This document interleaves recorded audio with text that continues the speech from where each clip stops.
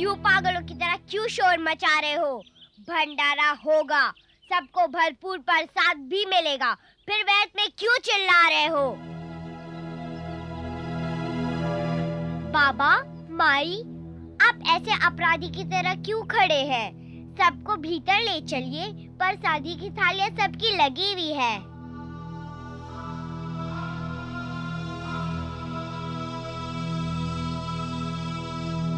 आप सब भीतर चलिए। भैरव बाबा, आप भी पधारे। ए मूर्ख लड़की, क्या बकवाद करती है? इस झोपड़ी में इतने सारे लोग कैसे आएंगे? इस मूर्ख श्रीधर के साथ साथ क्या तेरा भी अंत आ गया है? भैरव बाबा, आप तो बड़े सिद्ध हैं। इतना क्रोध आपको शोभा नहीं देता। इस स्थान महल और झोपड़ी में नहीं होता, स्थान तो हृदय में होना चाहिए। हृदय बड़ा हो तो झोपड़ी भी विशाल बन जाती है। शीघ्र करो, भोजन ठंडा हो रहा है। बाबा, आप देर ना करो, सबको भीतर ले चलो।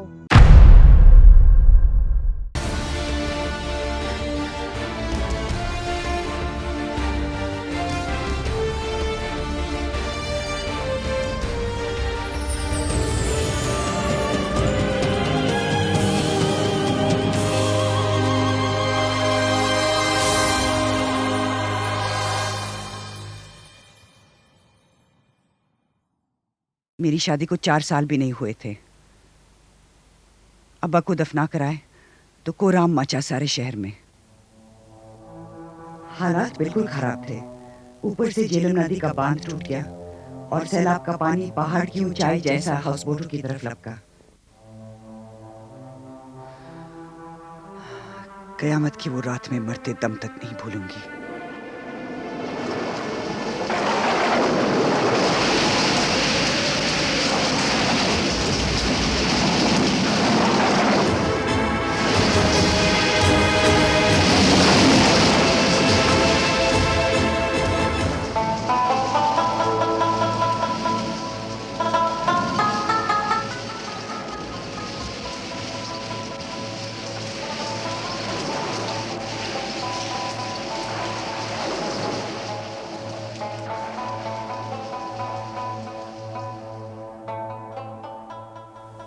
याद है वो रात?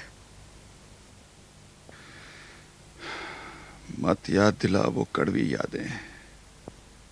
किन किन तूफानों से निकाल लाए हो तुम ये कश्ती, और अब जब सब कुछ है तुम इतने परेशान हो रहे हो।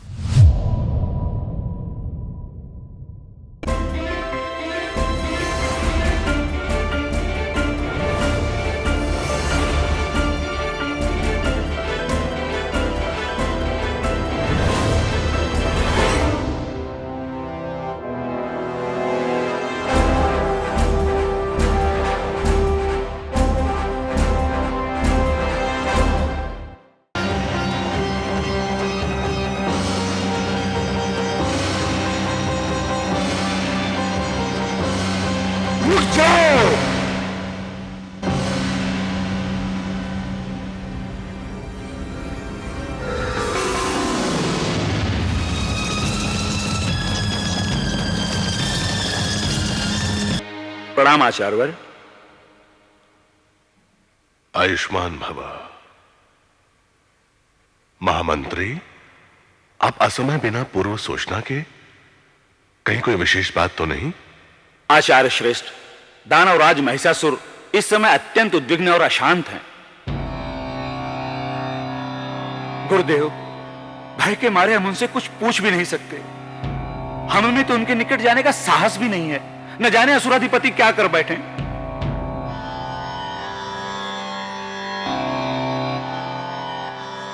हे गुरुदेव, आप शीघ्र ही हमारे साथ राजभवन पधारने का कष्ट करें।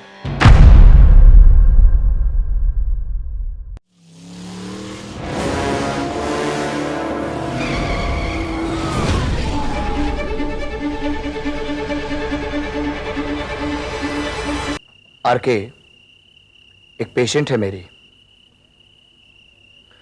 उसने बहुत साधारण जिंदगी बिताई है। उम्र भी ज्यादा नहीं। मैंने जब उसे बताया कि उसे किसी भी वक्त कुछ भी हो सकता है, तो उसकी आंखों में डर की एक परछाई तक नहीं थी। उसने बल्कि खुद ही अंदाजा लगा लिया कि वो ज्यादा देर जिंदा नहीं रहेगी। उसको मैंने कहा कि आपको अमेरिका जाकर ऑपरेशन करवा लेना चाहिए, तो जानते हो उसने क्या जवाब दिया? मैं उतनी दूर जाकर नहीं मरना चाहती। कौन पेशेंट है वो? एक कॉलेज के प्रिंसिपल है। कॉलेज की प्रिंसिपल? क्या नाम है उसका? शकुन मल्होत्रा। क्या? शकुन? शकुन?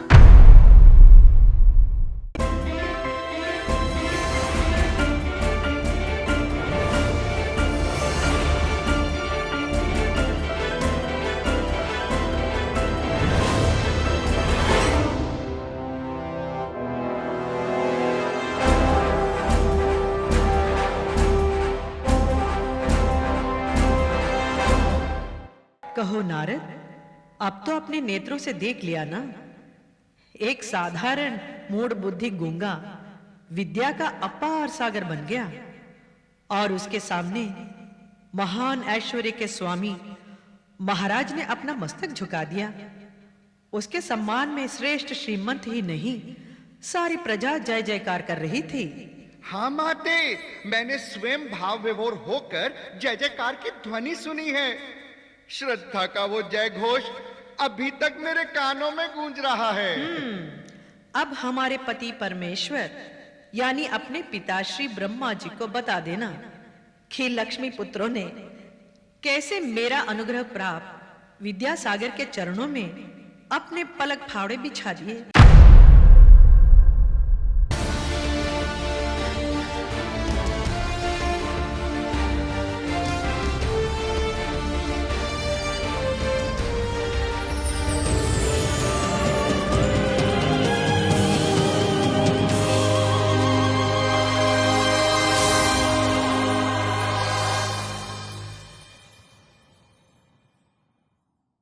देवी देवताओं के प्रति ऋषियों में घृणा पैदा करना आपके लिए अच्छा नहीं है। इससे आपका अनहित कर सकते हैं लंका नरेश।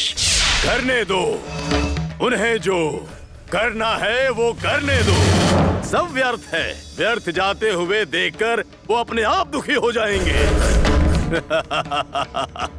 विभीषण, इस लंकेश्वर को तुमने कायर समझा है क्या? देव दानव यक्ष गंधर्व किन्नर पुरुष आदि से विजय प्राप्त करने का ब्रह्मदेव से वरदान लेकर आया हूँ। मुझे क्षति पहुंचाने का सामर्थ्य इस दुनिया में किसी के पास नहीं है। यदि ये रावणेश्वर अपनी गदा उठाता है तो विजय लक्ष्मी अपने आप आएगी और मेरे चरणों की पूजा करेगी।